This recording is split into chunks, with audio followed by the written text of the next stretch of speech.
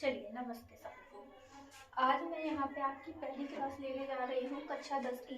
ठीक है, कक्षा 10 की ये पहली क्लास है जिसमें आपको पहला चैप्टर क्या पढ़ना है, प्रकाश का परावर्तन।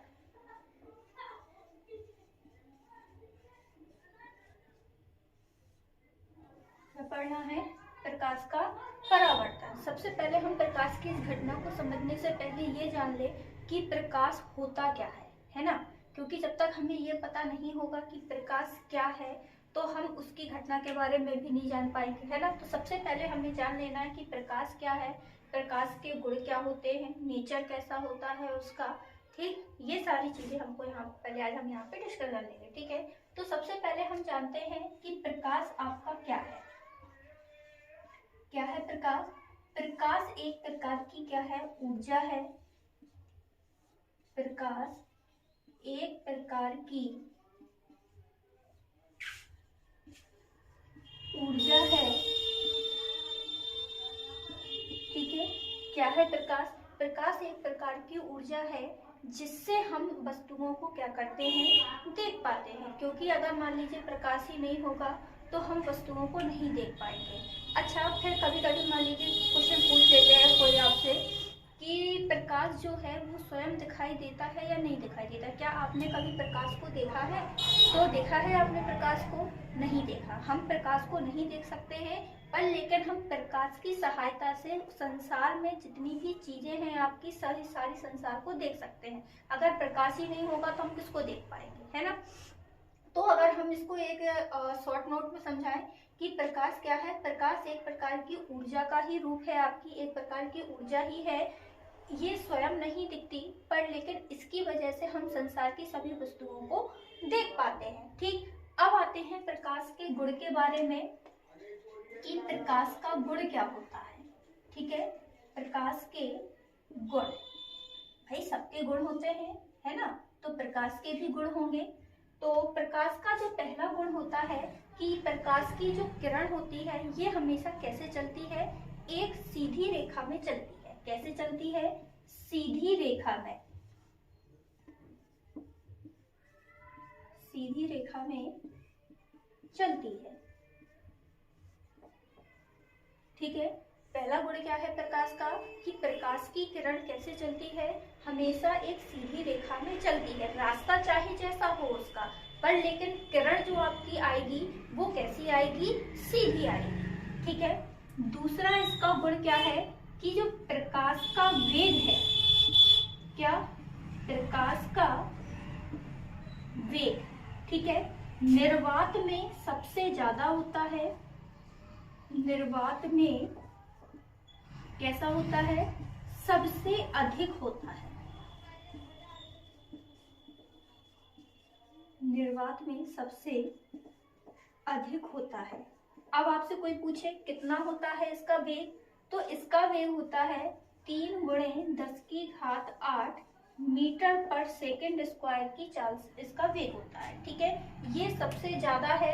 और जैसे ही ये निर्वात से किसी माध्यम में एंटर करेगा, किसी माध्यम में प्रवेश करेगा, तो इसका वेग क्या होने लगेगा, धीरे धीरे कम होने लगेगा। ये डिपेंड करता है कि माध्यम कैसा है आपका। ठीक है, पर लेकिन निर्वात में कैसा होता है, सबसे ज्यादा होता है। तो अब हम यहाँ पे सबसे पहले समझ लें कि निर्वात क्या है, क्योंकि भाई हमारे लिए निर्वात भी एक नया टॉपिक है ना?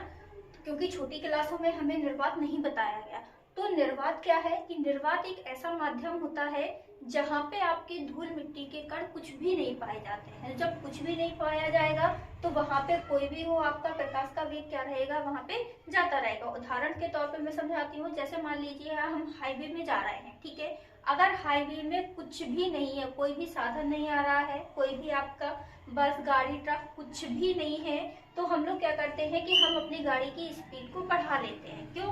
क्योंकि हमें भाई रास्ते में कोई अवरोध मिलेगा ही नहीं। जब अवरोध नहीं मिलेगा तो हमें अपनी स्पीड को स्लो करना नहीं पड़ेगा। ठीक है, तो स्पीड स्लो कब होगी, जब हमें रास्ते में कोई अवरोध मिल जाएगा, या सामने से कोई वाहन आ रहा होगा, ट्रक आ रही होगी, मोटरसाइकिल आ रही है, या कुछ भी आ रहा है, तो हमें अपना क्या करना पड़ेगा, वेग को कम करना पड़ेगा। ऐसे ही जो प्रकाश है, जैसे ही अगर निर्वात में है, क्योंकि यहाँ पे उसको कोई कण नहीं मिल रहा है कि भाई उससे टकराएगा तो उसको अपना वेग कम करना पड़े, तो निर्वात में जब होता है तो ये अपनी फुल स्पीड में जाता है। इसकी फुल स्पीड कितनी होती है? 3 × 10⁸ मीटर पर सेकंड स्क्वायर की होती है, ठीक है। पर लेकिन जैसे ही ये निर्वात से किसी माध्यम में एंटर कर गया, जैसे मान लीजिए हम जल में ही प्रकाश एंटर कर दिया, या फिर आपके कांच में प्रकाश चला गया, तो वहां पे इसकी चाल क्या हो जाएगी?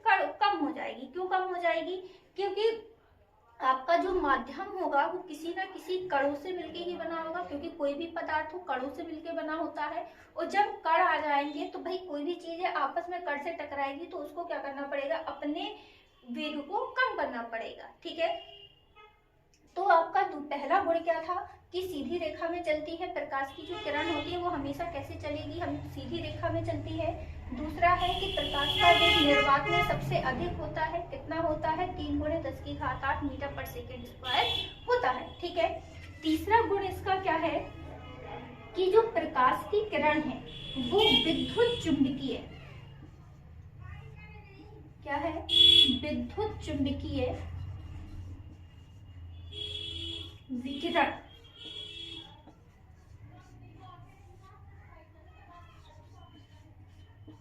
विद्युत चुंबकीय विकिरण के रूप में होता है।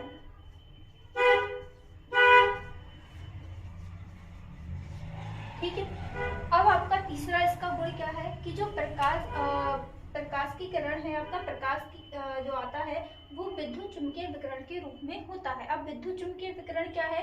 विद्युत चुंबकीय विकिरण आपकी जो तरंगें होती हैं, इससे ये अनुप्रस्थ तरंगें होती, जिनमें अनुप्रस्थ तरंगों का गुण होगा वो आपकी विद्युत चुंबकीय तरंगें कहलाएंगी, ठीक है। तो जो प्रकाश की किरण है ये भी कैसी है? आपकी विद्युत चुंबकीय विकिरण के रूप में चलता है या विकिरण के रूप में होता है, ठीक है।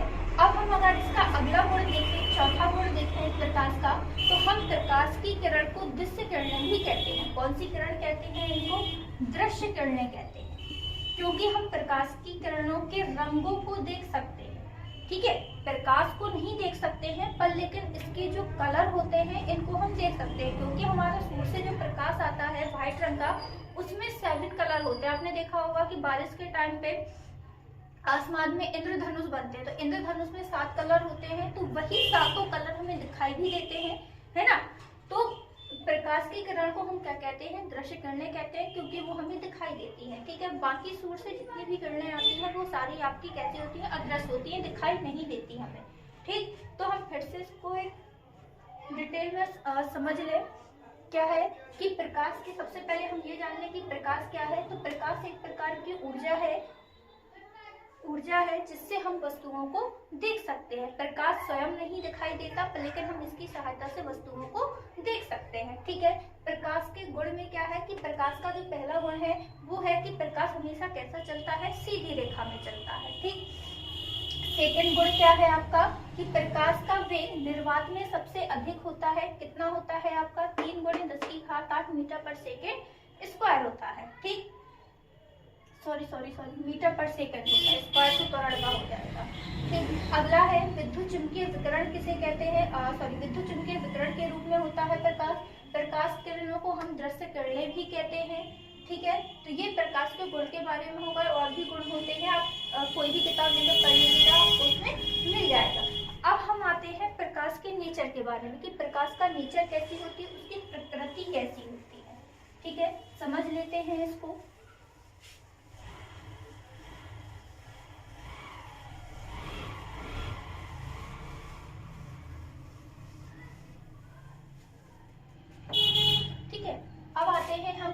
के बारे में, प्रकाश की प्रकृति के बारे में पढ़ने के लिए।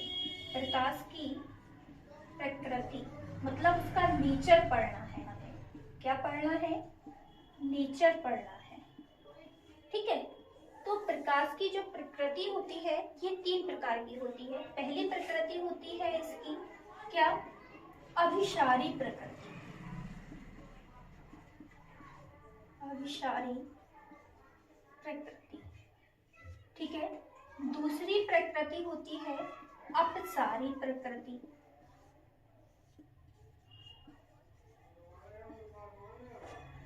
और तीसरी प्रकृति होती है समांतर प्रकृति, ठीक है। अब हम समझ लें ये 3 प्रकार के नेचर होते हैं, प्रकाश जो होता है वो इन्हीं 3 अब नेचरों में ही आपका क्या करता है, चलता है। ठीक है, अभिसारी प्रकृति क्या होती है कि अगर आपने देखा होगा अभिसारी प्रकृति में क्या है, समझ लीजिए कि जैसे मान लीजिए आपने छोटे में खेल खेलते हैं अपन लोग कि एक अपन ने लेंस लिया और लेंस को जब धूप में ले जाते हैं तो जितनी भी किरणें होती है वो क्या होती है, सारी आके एक ही बिंदु पे एकत्रित हो जाती है। मतलब कहने का क्या है कि बहुत सारी किरणें, कितनी, लगभग 2 या 2 से अधिक। ठीक है, बहुत सारी का मतलब क्या हो जाएगा अगर हम फिजिक्स की भाषा में दें कि 2 या 2 से अधिक किरणें आकर क्या हो, किसी एक ही पॉइंट पे क्या हो, एकत्रित हो जाती हैं, तो वो उसकी प्रकृति कैसी कहलाती है, अभिसारी प्रकृति कहलाती है। एक चीज याद रखिएगा, अगर आप कोई भी किरण लेके आ रहे हैं तो उसमें ये तीर लगाना ना भूलें, ठीक, क्योंकि अगर आप तीर नहीं लगाएंगे तो वो किरण नहीं है आपकी। ठीक, तो अभिसारी प्रकृति क्या है कि अभिसारी प्रकृति में क्या है कि जब 2 या 2 से अधिक प्रकाश की किरणें क्या हो, आकर किसी एक ही बिंदु पे एकत्रित हो जाती हैं, तो उस प्रकृति को हम क्या कहते हैं, उसकी अभिसारी प्रकृति कहते हैं। ठीक है, इसका जस्ट उल्टा है आपका क्या कि अगर किसी एक स्रोत से निकलकर किरणें क्या हो, फैल रही हो। ठीक है, एक ही स्रोत से निकलकर क्या हो, किरणें फैल रही हो, तो वो आपकी कौन सी प्रकृति कहलाएगी, अपसारी प्रकृति कहलाती है। सूर्य से प्रकाश जो पृथ्वी में आता है वो किस नेचर पर डिपेंड होता है, अपसारी प्रकृति पर होता है, क्योंकि सूर्य तो एक स्रोत है, उससे निकलकर सारी किरणें हमारी क्या होती हैं, पूरे पृथ्वी में फैलती हैं या पूरे संसार में फैलती हैं, तो वो आपकी अपसारी प्रकृति हो गई। ठीक, समांतर प्रकृति हम ऑलरेडी मैथ में पढ़ते ही हैं कि समांतर क्या होता है कि जब आपकी 2 या 2 से अधिक किरणें क्या हो, चाहे अनंत तक जाए, ठीक है, कहाँ तक, अनंत तक जाए, तो उनके बीच की दूरी कैसी होनी चाहिए, समान होनी चाहिए। अगर वो समान नहीं है तो ये मान के चलिए कि उनका नेचर कैसा है, समांतर नहीं है। ठीक है, तो समांतर होने के लिए क्या होना चाहिए कि उनके बीच की जो डिस्टेंस है, ये वाली ये डिस्टेंस है, ये कैसी होनी चाहिए, हर जगह समान होनी चाहिए। ठीक, तो हमने आज यहाँ पे कितना पढ़ा कि प्रकाश क्या है, प्रकाश के गुण क्या है, प्रकाश का नेचर क्या है, 3 चीजों को पढ़ा आज हमने। ठीक है, तो ये 3 चीजें आपकी कल हम उस घटना में भी यूज करेंगे। आपकी घटना क्या है, प्रकाश का परावर्तन, तो कल मैं आपको प्रकाश के परावर्तन के बारे में भी बताऊंगी। तो आई होप कि आप लोगों को ये सब समझ में आ गया होगा।